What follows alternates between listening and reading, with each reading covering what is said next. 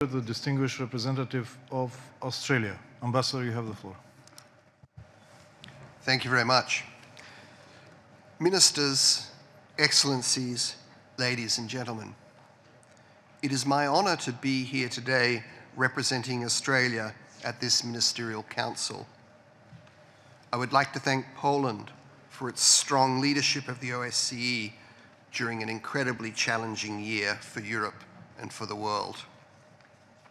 I would also like to thank Sweden for its deft leadership of the Asian partners for cooperation throughout 2022. There is no doubt that Russia's invasion of Ukraine is the greatest threat to Europe's security since the Second World War. But it is more than that. The world is so interconnected that a threat to Europe of this scale, and with this level of flagrant disregard and disrespect for the established rules and norms of international behaviour, is a threat to us all, wherever we are in the world. Australia unequivocally condemns Russia's illegal and immoral invasion of Ukraine. We are unwavering in our support for Ukraine's sovereignty and territorial integrity, core principles that underpin the Helsinki Final Act and the rules-based international order. These are not just words. Australia continues to work closely with our international partners to support Ukraine and hold Russia accountable for its actions. We have contributed 655 million Australian dollars in defence, economic and humanitarian assistance to Ukraine, including $24 million to NATO's Ukraine Comprehensive Assistance Trust Fund. We have welcomed Ukrainian refugees. We have supplied 79,000 tonnes of thermal coal to support Ukraine's energy security. And we have made in-kind and financial contributions to support nuclear safety and security in Ukraine and to help protect against chemical attacks. We are very proud to stand with Ukraine and will continue to do so as long as needed.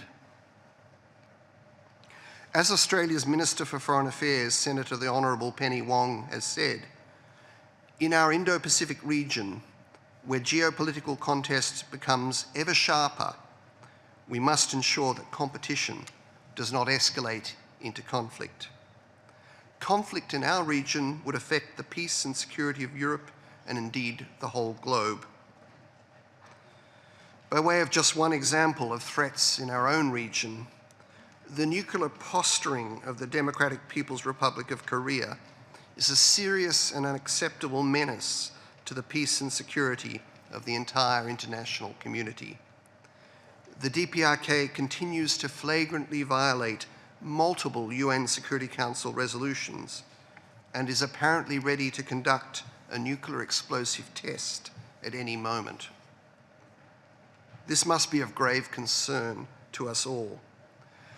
We call for solidarity with our fellow Asian partners, Japan and Republic of Korea, in response to this threat. The stability of the Indo-Pacific region has a direct impact on the peace and security of all OSCE participating states.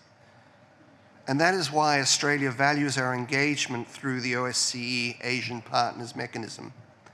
This is an important platform to strengthen relationships between our regions and to reaffirm our shared commitment to maintaining an open, peaceful, stable, and rules-based international order. Finally, I would like to amplify the comments made by the Foreign Minister of the Netherlands regarding the downing of Malaysian Airlines flight MH17. We welcome the verdict in The Hague on 17 November and will continue to work with the Netherlands and other grieving nations to seek truth, accountability, and justice for the victims. Although it is a difficult time for this institution, I want to emphasise how vitally important your work is.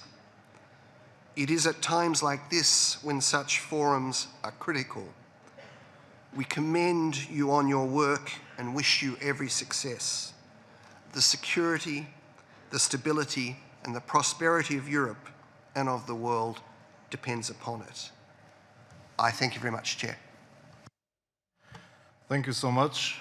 Now I would like to give the floor to the distinguished representative of